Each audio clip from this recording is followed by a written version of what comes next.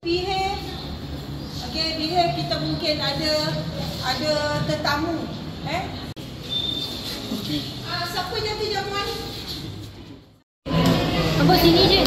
Kena nampak semua.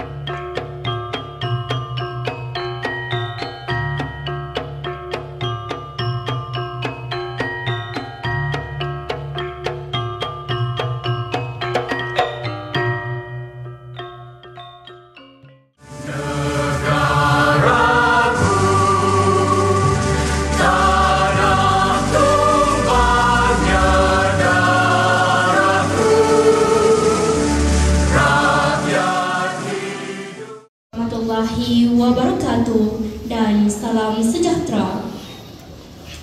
Yang berusaha Puan Hajah Rosmalela Wirawati binti Saman, Puan Nur Zamzura binti Desa, Penanamkanan Pendidikan Khas, dan seterusnya para pelajar yang dikasihi sekalian.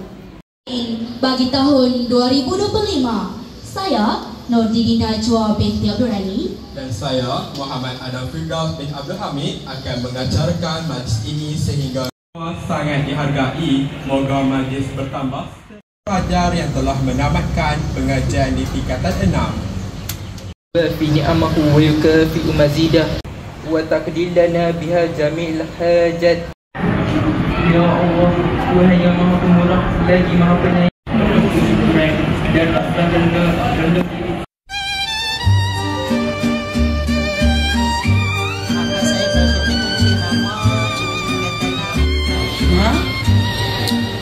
Dan saya daripada kelas sastra.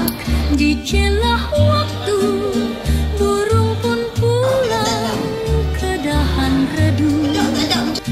Hatiku hanyut ke peraduan rindu. Kami ada pelajar sains dan pelajar. Sesi penyampaian dimulakan dengan penyampaian sijil dan cenderamata.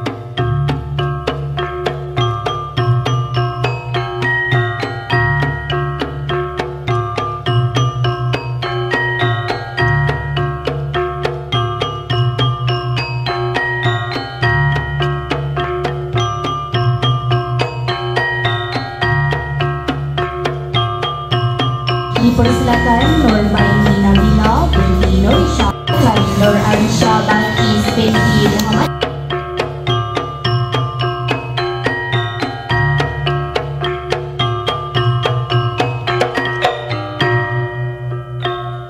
Dan Nurul Indonesia Zulaika.